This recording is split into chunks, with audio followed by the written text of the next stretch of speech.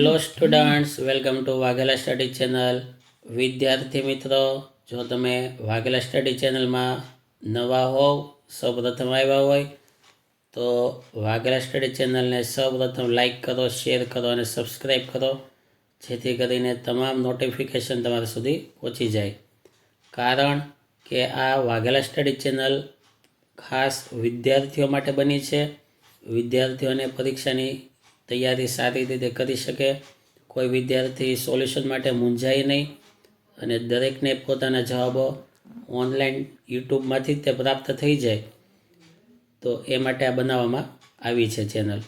તો વિદ્યાર્થી મિત્રો, આજે આપણે એસપીસીસી વાણિજ્ય પત્ર વ્યવહાર અને સેક્રેટરીયલ પ્રેક્ટિસનું સોલ્યુશન લઈએ છીએ. તેમાં વિભાગ એ બી સીના સોલ્યુશન અપાઈ ગયા છે. તમે ન જોયા હોય તો જોઈ લેજો. આજે વિભાગ ડીનું સોલ્યુશન. વિભાગ ડીની વાત કરીએ, 9 ગુણનો વિભાગ ડી છે. તેમાં સૌથી પહેલાં પ્રકરણ 1. જો પ્રકરણ 1ના આટલા સવાલો છે. હવે તેમના જવાબો. સવાલ પહેલો હતો, મૌખિક માહિતી સંચારની મર્યાદાઓ વર્ણવો. તો મૌખિક માહિતી સંચાર જે છે તેની મર્યાદા એટલે કે ગેરફાયદા. તો આ પદ્ધતિમાં જ્યારે સંવાદ અને ચર્ચા વાદ વિવાદમાં પરિણમે ત્યારે મૌખિક માહિતી સંચાર અસફળ પુરવાર થઈ શકે છે. બીજો પોઈન્ટ, આ પદ્ધતિમાં કહેલ, બોલેલ, સંભળાવેલ કે સાંભળેલ માહિતીની કે સંદેશાની વિશ્વસનીયતા હંમેશા ઓછી હોય છે. મૌખિક માહિતી સંચાર લેખિત પુરાવાની ગેરહાજરીને કારણે આધારભૂત ગણાતો નથી, તેથી તે કાયદાકીય દ્રષ્ટિએ અધિકૃત નથી. આ પદ્ધતિમાં જો માહિતી વિશદ અને વિસ્તૃત હોય તો બોલનાર પક્ષે ધારી સફળતા થતી નથી, વગેરે પોઈન્ટ છે. હું ટૂંકમાં સમજાવું છું, તમે જોઈ લેજો. આ દરેક પોઈન્ટને લખવા 6 પોઈન્ટ લખો તો પણ ચાલશે, 3 માર્ક છે એટલે. સવાલ બીજો, લેખિત માહિતી સંચારના લાભાલાભ જણાવો, એટલે કે ફાયદા જણાવો. તો લેખિત માહિતી સંચારના ફાયદા. આ પદ્ધતિમાં ભૌતિક સાધનોનો ઉપયોગ થતાં તે નિઃશુલ્ક રહેતી નથી, છતાં પણ તે વધુ ખર્ચાળ નથી, કેમ કે બુક પેનમાં લખો તો પણ ચાલે.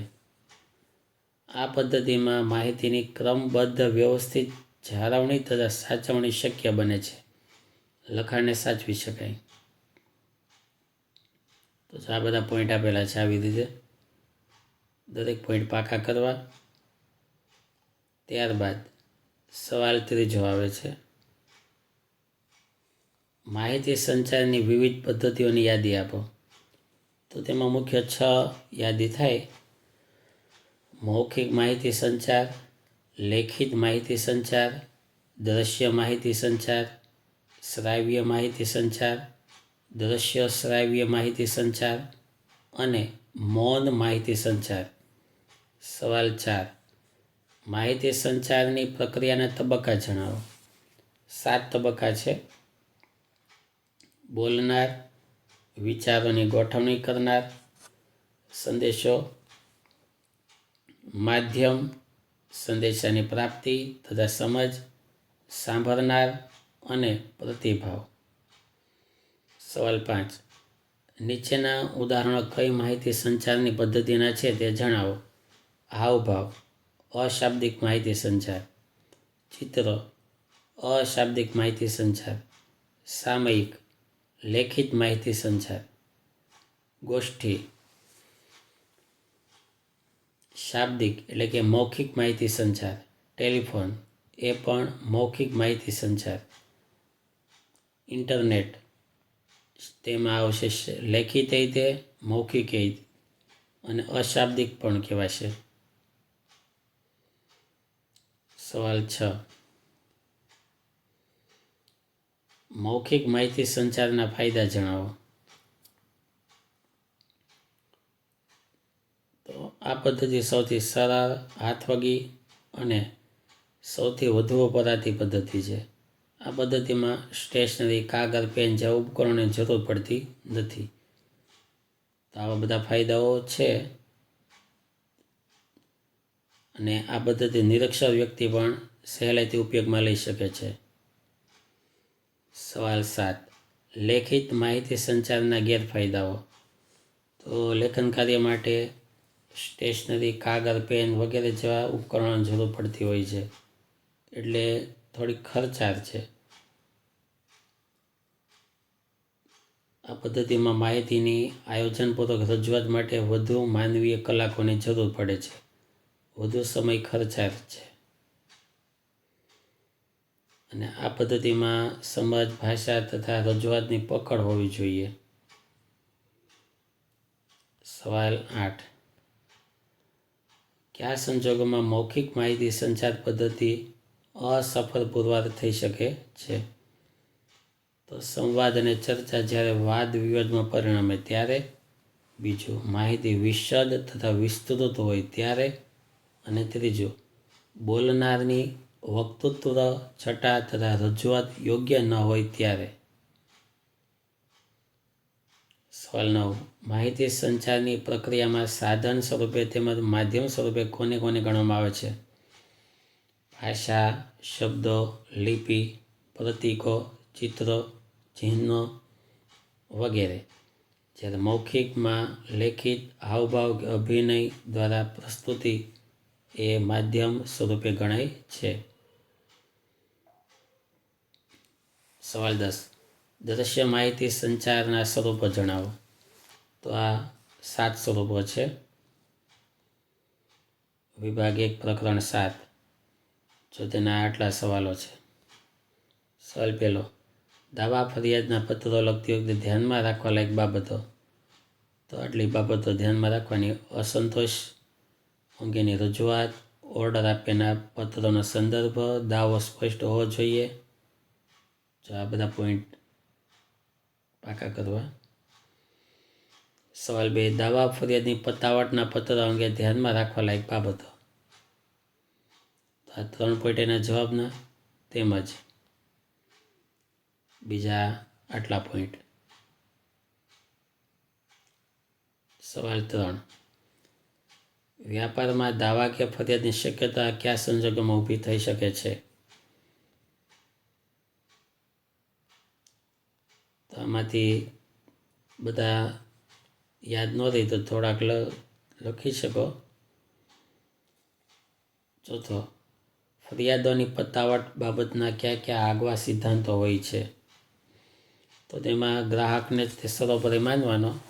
ગ્રાહક હંમેશા સાચો છે એવું માની અને તેને માન આપવાનું.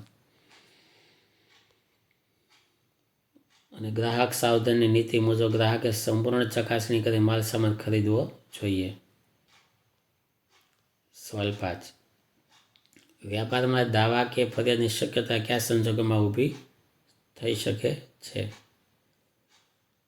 તો આટલા સંજોગો.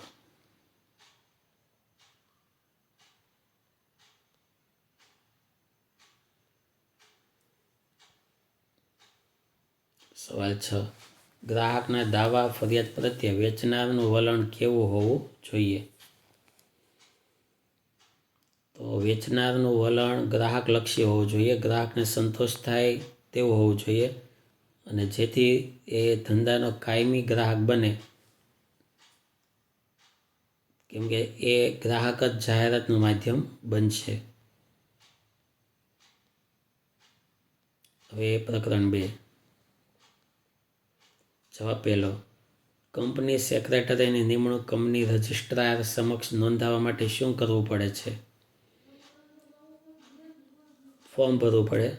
MGT-14ની સાથે KMP તરીકે લીધેલ સંમતિપત્રક નોંધાવવું પડે. ફોર્મ MR1 KMP 60 દિવસમાં નોંધાવવા પડે. સવાલ 2. સેક્રેટરી માટે અંગ્રેજી ભાષા પર પ્રભુત્વ કેમ જરૂરી છે? કેમ કે બધા જ કામકાજો અંગ્રેજી ભાષામાં થતા હોય છે.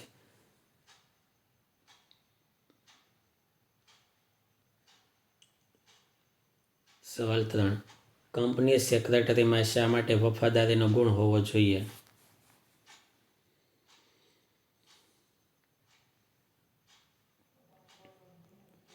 સવાલ 4, સેક્રેટરીમાં કયા જન્મજાત ગુણો હોવા જોઈએ? તો એમાં જવાબમાં આવશે સુંદર સ્વાસ્થ્ય, પ્રામાણિકતા, આકર્ષક વ્યક્તિત્વ, તેજસ્વી બુદ્ધિ પ્રતિભા, નિર્ણય શક્તિ, વિશ્લેષણ શક્તિ, ઉત્સાહ, વફાદારી, આત્મવિશ્વાસ, કુનેહ, ચંપરતા, દીર્ઘદ્રષ્ટિ, નેતાગીરી. સવાલ 5, સેક્રેટરીમાં કઈ લાયકાતો હોવી જોઈએ? જવાબ હિસાબી વ્યવસ્થાનું જ્ઞાન, કાર્યાલયનું જ્ઞાન, સભા સંચાલનનું જ્ઞાન, વિવિધ કાયદાનું જ્ઞાન વગેરે. સવાલ 6, સેક્રેટરીના હોદ્દાનો અંત કેવી રીતે આવે છે? તો સેક્રેટરીનું અવસાન થાય ત્યારે, તે કરાર કરવા સમર્થ બને ત્યારે, રાજીનામું આપે ત્યારે વગેરે.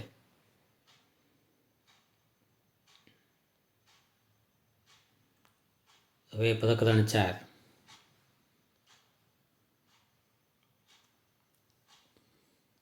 સવાલ 1, આવેદનપત્રના લક્ષણો જણાવો. તો આ બધા લક્ષણો. આવેદનપત્ર એ કંપનીનો મૂળભૂત અને પાયાનો દસ્તાવેજ છે. આવેદનપત્ર કંપનીનો ઉદ્દેશ જણાવે છે. તે બાહ્ય પક્ષકારો સાથેના સંબંધો નક્કી કરે છે. સવાલ 2, કંપનીના શેર હોલ્ડરોને આવેદનપત્ર કઈ ખાતરી આપે છે?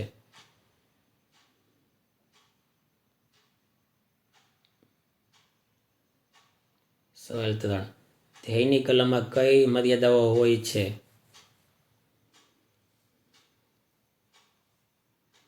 સવાલ 4, રજિસ્ટર્ડ ઓફિસની કલમમાં કઈ રીતે ફેરફાર કરી શકાય છે? તો તેમાં એક જ શહેરમાં એક સ્થળેથી બીજા સ્થળ માટે, બીજું એક જ રાજ્યમાં એક શહેરમાંથી બીજા રાજ્ય માટે, બીજા શહેર માટે, અને ત્રીજું એક રાજ્યમાંથી બીજા રાજ્યમાં રજિસ્ટર્ડ ઓફિસનું પરિવર્તન. 5મો સવાલ, જવાબદારીની કલમમાં કેવી રીતે ફેરફાર થઈ શકે છે?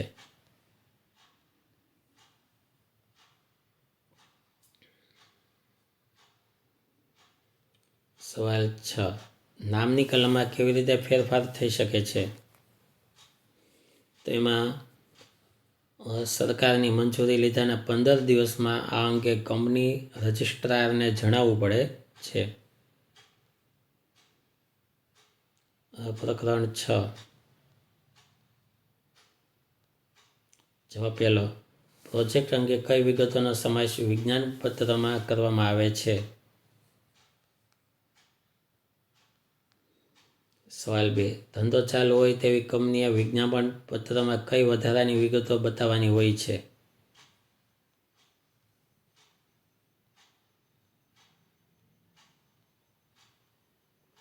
સવાલ 3, વિજ્ઞાપનપત્ર એ અરીસા જેવો સ્વચ્છ અને સ્પષ્ટ તેમજ પાણી જેવો પારદર્શક હોવો જોઈએ,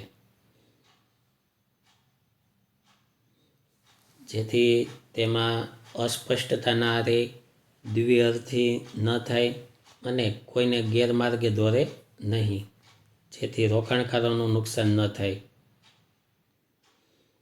સવાલ 4, પ્રતીક લિમિટેડ કંપની શેર બાંયધરી કરાર કર્યા વગર વિજ્ઞાપનપત્ર બહાર પાડી જાહેર જનતાને શેર કે ડિબેન્ચરમાં રોકાણ કરવા માટે આમંત્રણ આપે છે.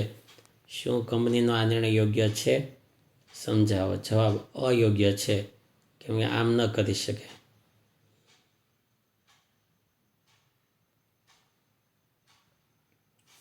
સવાલ 5, બાંયધરી કરારના ફાયદા જણાવો. તેના ફાયદા 4. સવાલ 6, વિજ્ઞાપનપત્રમાં ગેરરજૂઆત વિશે શું અનુમાન છે?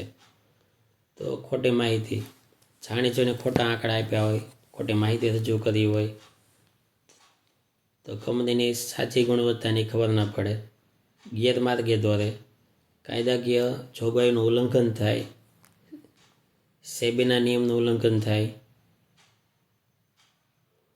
હવે પ્રકરણ 7 છેલ્લું. સવાલ 1, બોનસ એટલે શું? તો કંપની તેના એકત્ર થયેલા નફામાંથી કોઈ પણ અવેજ વગર તેના વર્તમાન શેર હોલ્ડરોને પ્રમાણસર વધારાના શેર આપે તેને બોનસ કહેવાય છે. પહેલા જવાબમાંથી બોનસ શેર બહાર પાડવાના સંજોગો જણાવો. તો આટલા સંજોગો છે 3. બીજો સવાલ, ઇક્વિટી શેર એટલે શું, તેના પ્રકારો જણાવો. તો મુખ્ય 3 પ્રકાર: સામાન્ય ઇક્વિટી શેર,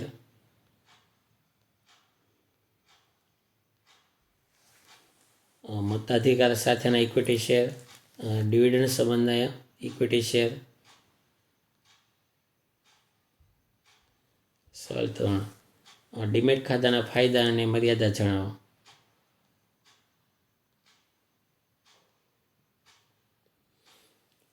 વેપાર ખર્ચ ઓછો થાય, લોન સહેલાઈથી આવે, નાણાંની પ્રવાહિતા રહે વગેરે.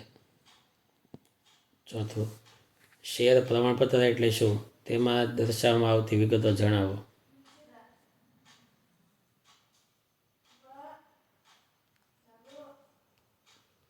સવાલ 5, પ્રીમિયમથી બહાર પાડેલ શેર એટલે શું, કંપની શેર પ્રીમિયમની રકમનો ઉપયોગ કઈ રીતે કરે છે.